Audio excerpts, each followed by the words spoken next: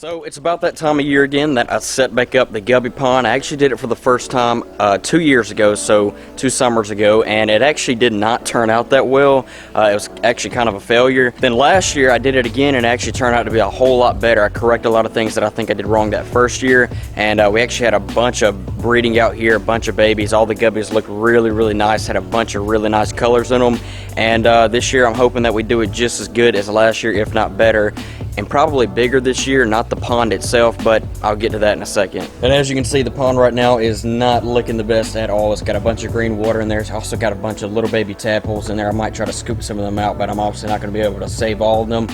So we got to get this thing cleaned out and then reset back up. It won't be too difficult, but it's going to take a little while to get all this stuff out of here. And it's actually not too hard to set up one of these things, and you only need just a couple of things. So what I'm going to do today as I set this pond up is I'm going to talk you guys through how I set this pond up and everything that I used for it. It's only really like 4 or 5 different things, if that. And then of course there's, you know, extra things that you can add to it if you want to, but you know, the main things that you need for this pond, there's really only 4 or 5 different things. So with that being said, let's get to cleaning this thing because this is going to take a minute. So what I'm doing, I'm actually using the pond's own pump to pump the water out of here. That way it'll make a whole lot easier.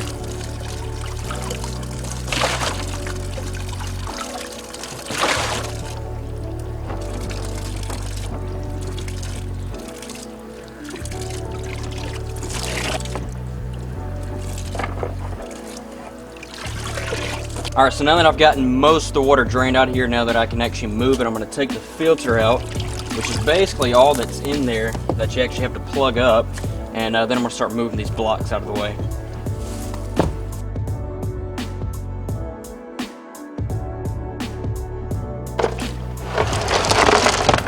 Alright, so that is what is at the bottom of it, just a whole bunch of egg rock, as you can see. I think we actually saved about 95% of the tadpoles when I dipped them out, but that's what's down there. There's a few little shells and stuff and whatnot in there, so I'm going to wash all this out and then get it ready for water.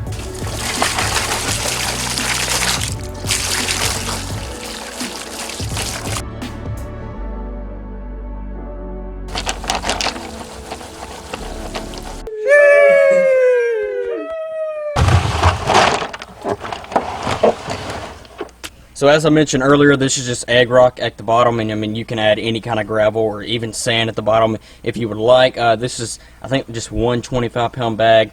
I got it from either Lowe's or Home Depot. It's like $3 or $4 a bag, so not too expensive there. And the center blocks are one of those things that you really don't have to have, but it adds a little more support for the pond and makes it look a little more appealing. I've got 12 of these, and I think they're like $1.74 at Lowe's, so you do the math, that's not very much expensive at all. Here is the filter right here. Obviously this is something that you would have to have. Now this filter was actually very difficult to find. I'm going to link it down below in the description exactly where I got it from, and the same exact filter, because it was not easy to find. Not because it was a small pond filter, but because it was a small pond filter that had a very crucial piece of equipment inside of it. So if you have a pond, you probably know this, but if you're thinking of doing a pond, there's something else that you need besides a filter. Now some filters already have this built into it, which is what that filter has, and I needed something compact like that so it could fit in this pond and not be all bulky, but that thing is a UV sterilizer or a UV clarifier. Now you can get one separate from the filter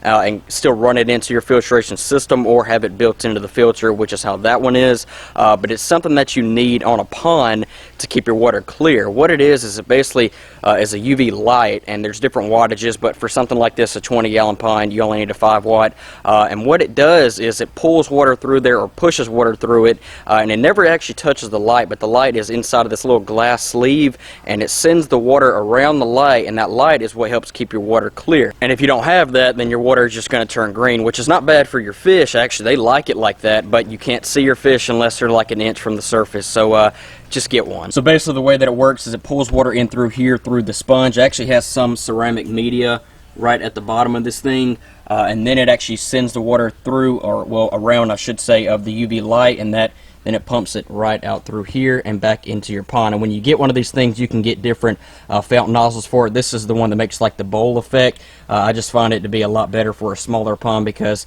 I actually put the traditional fountain looking nozzle on here that, you know, makes the little strings of water come out, and it was pushing water outside of the pond, so I had to put this one back on here, but it also looks better on a smaller pond anyway. So that is that filter. I think it's like 40-50 bucks, something like that. Like I said, I'm going to link it down below exactly where I got it from, so that way you can pick one up yourself, because it was not easy to find this thing, and also at one at a pretty reasonable price as well. So basically the way that I had it is I had a little indention down here in the gravel, and then I just kind of filled the rocks back in around it. There we go, just like that.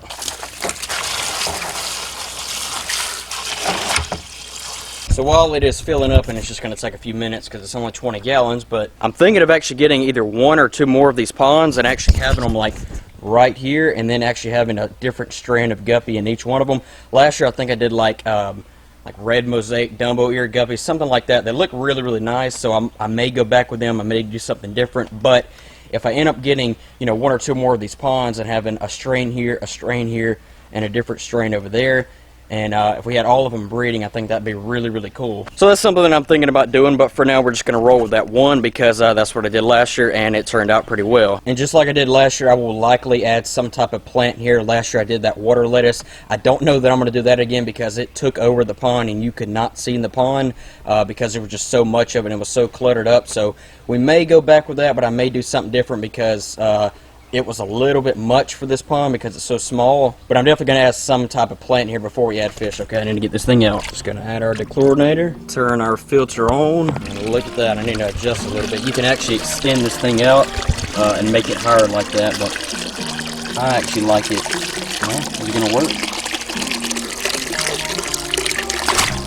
There we go. Holy cow, I don't know why I did not want to go down, but right there. And then I will try to make this bowl a little bit bigger. See if I can do that. There we go. So you screw it down, you don't push it down. I kind of forgot how to use this thing. Alright, just like that, and we are good.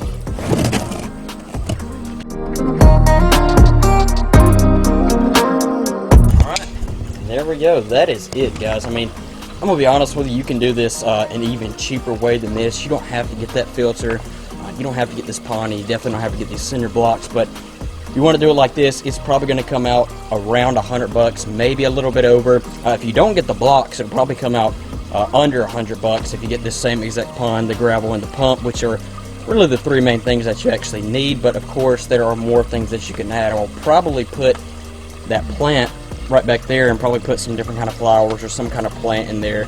But for now, it looks good. We got the guppy pond set back up, and then we're going to let this thing run at least for a couple of weeks, not only to get a good little ecosystem established. There goes a cat right there. But also to make sure it's not going to dip down a little bit too cold at night for these fish, because I don't want to have to put a heater in here. At night, it's still getting down to around the 50s, which is maybe just a little bit too cold for them at night. That does not mean the water is going to get that cold, but it will probably get somewhere around there. You probably can't even see me right now. But let me know what kind of guppies that you guys want me to put in that pond. Like I said, I may go back with some type of Dumbo ear guppy, or I may do something else, and I may actually add on to that system over there and add 2 more ponds, and then have 3 different strains of guppies, and hopefully we'll have a bunch of babies just like we did last year, and hopefully we just have a nice little good guppy pond. Also, I'm probably going to start doing more and more videos back on the exotic pond over there, because it's starting to warm up outside. The fish are getting more active and getting more comfortable of coming out. And also, let me know what kind of additions you guys think I should add to this pond as well. Should I put that plant back there?